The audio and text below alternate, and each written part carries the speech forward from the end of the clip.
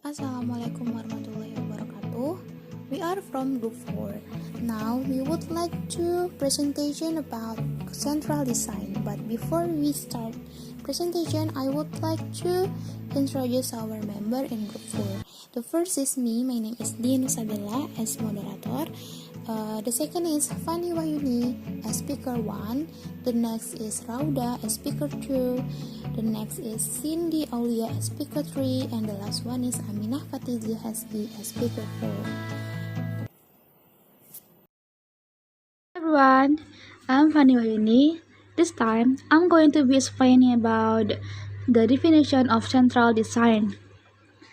The second Curriculum Development Model Chart 2013 is central design. In the central design, curriculum development starts with the selection of teaching and learning activities, technique and method from developing syllabus or expected learning outcomes. Matters related to learning input and output are carried out after determining the chosen approach or method or during the learning process. Central design begins with deciding on the teaching approach, first followed by the content and assessment. In this approach, it is the method of teaching that is most important.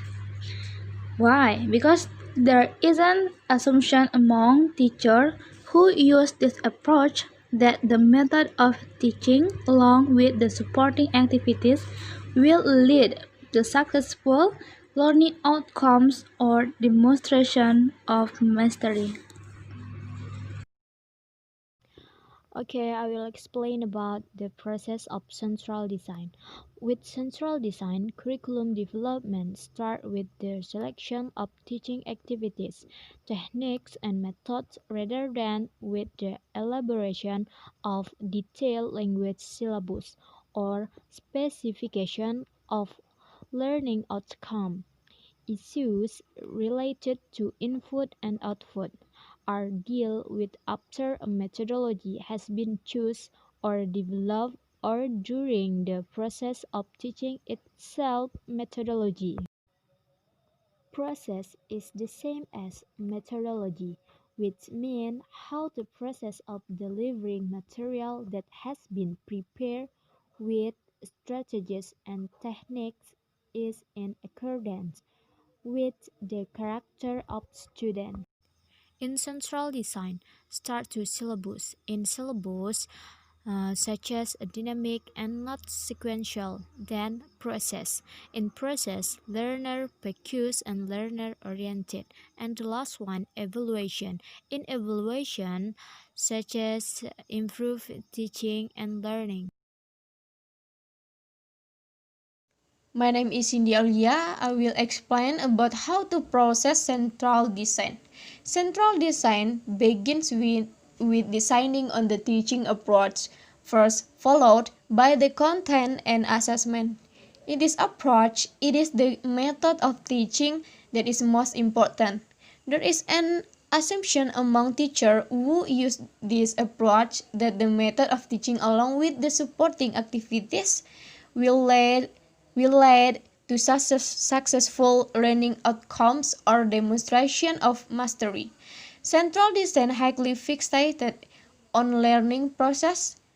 For example, there is an emphasis on discussion, decision making, critical thinking.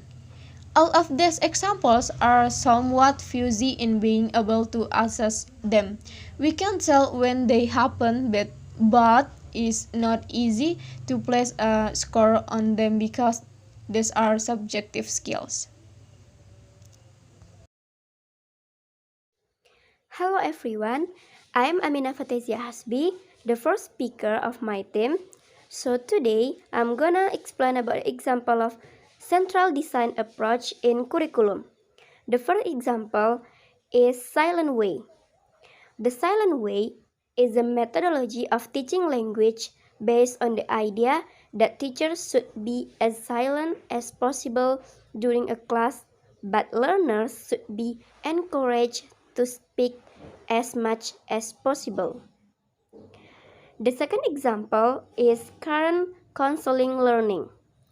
In this model, the teacher and student create a community, and in the e-learning process, which there is no special syllabus is used.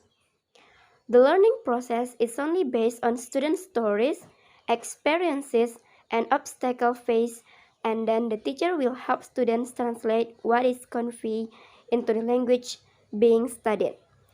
Then the discussion process will be recorded to be used as a material for reflection, analysis, and exercises. The third example is test-based language teaching, also known as test-based instruction. This model focuses on the use of authentic language and on asking students to do meaningful tasks using the target language.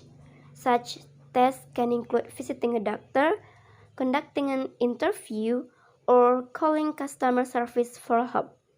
And the last is post-method teaching. Post-method teaching is a term used in the curriculum development process that doesn't prepare a specific syllabus from beginning.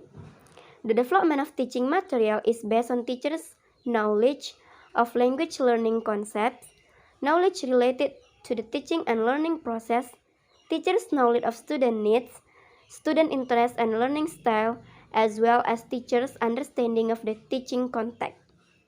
So that's all about the example of central design approach in curriculum. Thank you.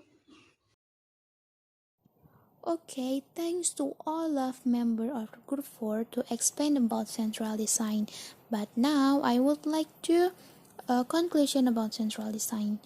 Central design begins with deciding on the teaching approach first, followed by the content and assessment.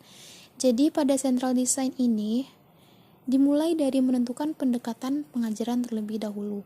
Pendekatan apa yang cocok dan sesuai, dan baru diikuti oleh konten dan penilaian.